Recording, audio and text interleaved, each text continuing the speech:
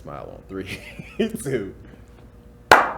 Hey, ladies and gentlemen, welcome to a special edition of King Penny's podcast, man. Have a special guest here today. Hey, don't forget this weekend, Sunday, at the Wade Powell and the Rockies, 1610 Main Street, Longmont, Colorado. We're doing free back-to-school haircuts for the kids, man. We got the YWCA donating snow cones and things like that. Roses and Cilantro is doing breakfast. And we have a whole bunch of barbers, man, to come out and just bring your kids out, man, and we're going to redo this thing. It's the second time. This is the last haircuts of the summer, man, and the last day of the Wade Powell and the Rockies. So make sure you come through and enjoy, man.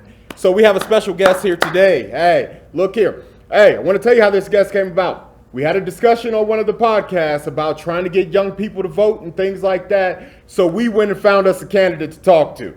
So here she is right here. How you doing, man? Let me get your name and where you're from. Sure. I'm Nia Wassink. I'm running for Ward 1, which is Northeast Longmont City Council. I'm originally from Holland, Michigan. Holland, like Dutch, Okay. Michigan. And my husband and I moved out here about 15 years ago. Been in Longmont since 2015, and we love it. Yeah? Yeah. So married? Yep. My husband and I have been married 14 years. Okay. I know. Like knock on all the wood, right? It's going well. And then we have a clouder of cats. Oh, wow. What does that mean? Multiple cats. Multiple, like, wow, what does that look? Yeah, Hold up. In my mind, I just went to Humane Society. Like, what's going on here? Like, No, we just, gosh darn, love cats. Okay, all right. Cats, family, husband. How did you get into politics? Let's go. Let's just dive right in. Yeah, let's do it. Well, you would think I was born with a gavel in my hand. I spent my youth in debate and competitive speaking, like really learning about current events, news, what's going on, and crafting responses. But I really didn't get involved significantly till 2018. So think back, that was like the midterms after a really rough election in 2016. And I just kept thinking, gosh, the same people are getting elected, and they're not doing much for me. They're not helping me in my community. So I started getting involved locally. I jumped in on a local campaign for county commissioner, and my day job is in nonprofits, so I was like, maybe I've got something to offer. I don't know. Ended up having a really phenomenal time in helping her get elected, and then since then I've had the opportunity to work on a number of campaigns since. So my plan had been to just stay behind the scenes, help get amazing people elected, and then I had some folks come to me this summer and say, nope, you need to jump in now. It's your turn. You need to go in and make some changes. So here I am. So, question for you, right? So, what makes a person jump into politics? No, I'm talking. Yeah. So, after 2016, a lot of people were, I guess, feeling some type of way about the results, or you know what I mean. But they spent a lot of time complaining. Yeah. Right. But you actively went out and said, "Hey, well, let me go ahead and not complain and let me be proactive about it." Yeah. You know what I mean? So I want to applaud you on that, first of all, Thank you. because I mean, like I said, you hear a lot about it, but nobody really steps up and does anything. So what is the platform that you're running on right now? Yeah. I mean, there are a number of issues that I think are affecting people in Longmont, but the three big ones for me are housing, obviously. Housing, affordability, accessibility, ensuring that folks can actually stay in Longmont. Next up being economic mobility, so addressing our minimum wage. I mean, there's a huge gap between what that minimum wage is and what people need to survive in Longmont. Yeah. We got to start closing that. And that means attacking it from both sides, increasing our minimum wage, bringing down costs, making sure people have access to early childhood.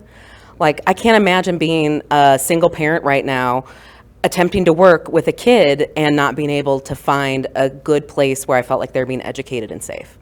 So we got to do both of those things to ensure we have economic mobility. And then the third big thing for me is an accessible city government. So that's everything from language justice. Every meeting, everything where we're engaging the public should have interpretation. ASL, Spanish, so folks can engage. We need to educate our community. If you've tried to get involved with city council, it's not easy. Hey, look here. No, let's not go there. No, I'm joking. Nah, but I mean, like I said, I had a pretty rough experience, or pretty. Well, I'm still trying to figure it out, I guess. You know what I mean? And like I said, the accessibility or somebody to kind of help me along would have probably been, you know what I mean? Just exactly. Excellent help to where I can know which way to go. Right. Exactly. Well, and that's one of the things I've realized is that I'm that person for so many people in my network. Even this morning, I got a call from a friend who said, hey, I've got somebody, She showed up with her kid for early childhood access today, first day of school, and was turned away at the door. She doesn't know what happened. Who does she call? And I was like, okay, I got a number for you, right? Like, that's who I am to so many people. And I would love to then translate that into city council. So anybody could call me and say, what does this mean on the agenda? How do I sign up for public comment? How do I make my voice heard? I want to ensure that everybody in Longmont has that opportunity. What is the job of city council? Oh. Yeah. Yeah. I mean, like, just for my listeners and stuff like Totally. that, what's the actual job? Yeah. So the big thing is we have a budget of about $415 million right now. American dollars. American Here in U.S. Longmont. dollars. Yeah. Hold on. Right. Yeah. So our city government actually has a lot of resources, and that's everything from our rec centers, our senior center, libraries, museum, right? Like all of those services. And then we've got our services for the folks who are most vulnerable. We've got credits for folks on their utility bills. We've got all kinds of outreach and then disaster recovery kind of programs. So all of that is within the city government. City council has the budget as like their primary moral document. It says, here's where we're going to put our resources because this is what we think our city needs. That's one of their biggest jobs. Then from there, there's a lot of voting, and right now one of the big topics is housing. Do we approve new developments? Do we allow for more infill or not? Right, really for the future of Longmont, those decisions are some of the most important on city council's plates. And then you've got others. You've got transportation. How do we ensure we've got a really connected town? How do we make sure that folks can bike commute from one side to the other, right? Like, how are we really making sure that people can thrive in Longmont? And that leads to all, like, your causes about, the three things, like, yeah. Yeah. Okay, see? Now, for guys like me, look, you got to paint the picture, Picasso. Look, okay, this goes to this goes to this. Yeah. All right, so how long have you been, like, so you champion a lot of causes, you've been part of student council and stuff like that.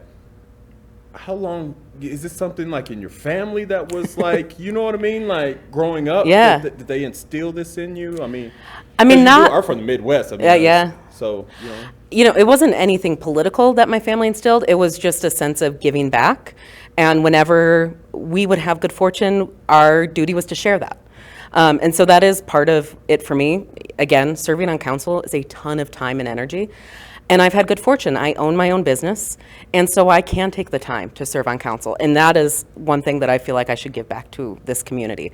But from the time I was really young, I was doing domestic violence bike rides with my mom. I was serving in soup kitchens with my dad. I mean, this service above self was just part of everything we did. And that's how I ended up working in nonprofits, right? That's how you basically do that in a capitalist system, is you work in nonprofits to help people. So what is your nonprofit like? I want to jump. Can I Yeah, please. Just right quick, and Please, I'll jump please. right back. But what is your actual nonprofit? Right now, I actually just own a consulting firm, so I work with a ton of nonprofits. Oh, okay. All right. Yeah, I do a lot of fundraising and board governance support for organizations, along with some strategic planning. So that's really fun because there's so many causes that are important to me, and I get to help all of them. Yeah. Yeah. Is there one that you really? Like, I hate to put you in No, this. please. I always put people in this position. Like, is there one Who's my favorite? Yeah, like, you know what I mean? Like, is there one cause, like, that you work with that, Yeah. Everybody gives a little extra hey, look. Yeah. Well, I won't say that they're, like, my favorite necessarily, but they're one of my longest-term clients because they bring me back year after year, and so it's been fun to kind of see their trajectory. Out Boulder County. Yeah. They do amazing work for our LGBTQ plus community.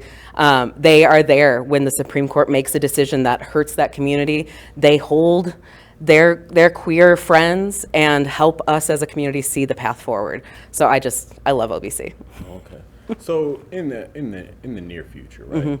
Besides the three issues that you're talking about, what hurdles do you see Longmont facing? Yeah. Or what, problem areas? I'm saying outside of the housing and Yeah. the financial stuff like that, like just things outside of the major issues. I Yeah. guess more of a. Well, I think this is more tied to them. I just see the divisiveness in the city. We were talking before we came on air about, you go into Facebook and you see the comments, and it's vitriolic, and you think, gosh, these are neighbors. And I think the pandemic has really amped that up. We went into our houses, and it's like we forgot how to be kind to one another. And so when we have these big issues that people get really passionate about, we we start to lose our own humanity or the humanity of others in those arguments. So for me, I also feel like part of the role of city council is bringing people together to be able to have open discourse. Like, let's dialogue about what it means for different types of people to be impacted by these policies, and like, let's bring down the intensity and just talk. We know that those kind of communication structures work so well to break down stigma, to help people understand what a different perspective is like. And that's where I feel like we could make the biggest difference. If we can bring our community back together, that is what's going to allow Longmont to be successful long term. Yeah. So is there a debate for this? Like, or is there like friendly, like, or you say discourse, or is there like, hey, we up here at the lectern, hey, and you know what I mean? Yeah. Like, I know. Sometimes I wish there was a debate just because the high school debater in me gets excited. Yeah. But no, there's no debates. We do forums. So it's more a multi-person interview. So they ask each of us our perspective on questions, but we don't really go back and forth directly. okay. And how can people find out more about you or get in contact with you? Or, Yeah. you know what I mean? Like your contact information. Because I do know you have a website. Yes, yeah, niaforlongmont.com. And I'll write that on the bottom of Yeah. here as well. But where else can Check me out on social media. Again, accessibility is so important to me. So I'm on Facebook, Instagram, and TikTok. TikTok? I know. I feel geriatric. Hey, I'm trying to tell you, I'm not even on TikTok. Yeah. I don't even know how to operate that. But again, I want to make sure that like young people know what's going on with city government. So I'm going to be where they are, and I'm on TikTok. So follow on social media. I try to give folks a heads up of what's coming up on city council agenda, and then a little recap so folks just know what's going on with their city government. Yeah. And also, too, you do have a podcast. I have a podcast. Can we get it? Can we get it or no? Yeah, You're not gonna let us. No. I mean, it's on all the platforms. It's called the Nonprofit Reframe, and it's about the systems within nonprofits and philanthropy that aren't working. And we tell a lot of really funny stories. About 150 episodes, so you can find just about anything you need to know about nonprofits in one of our episodes. Let's throw the explicit warning on. Oh yes, it is, as far as we know, the only explicitly rated nonprofit podcast because things in nonprofits are a little effed up, and we got to call it out. Hey, look here, on mine, I'm clean. I'm clean. No, I'm joking. No, I want to tell you thank you. Yeah. You know what I'm saying, for taking the time to come down here. And I know like there's a lot more issues to cover, and I'm sure that the city needs a lot more. But just a main three, I think, will give people a general idea. Yeah. And then they can follow up at all the places that you mentioned. Like I said, I'll put the website on here and stuff like that, and the contact information, and let them go ahead and follow TikTok too. Yeah. So they can come watch a video and, you know what I mean, get everything they need to know about you. But I don't want to hold up too much of your time. You know what I mean? Because I know how important it is and stuff like that. Let you get back to your family and your cats and all the cats and stuff like that. No, but definitely thank you. Yeah, of your course. energy, you know what I mean? And you being open to answer like some kind of basic like just Yeah, questions. of course. Just so, you know, like I said, a lot of us, you know what I mean? Well, let me speak for myself, you know, are not really hip to what goes on in the local government. Yeah. You know, and so, and let's say in the federal either, but you know what I mean? But it's good when people can break it down simple and shoot it straight quickly. Like, you know what I mean? Honestly, that's the most important thing. And, you know, I'm big on this accessibility thing that you have about learning more about it.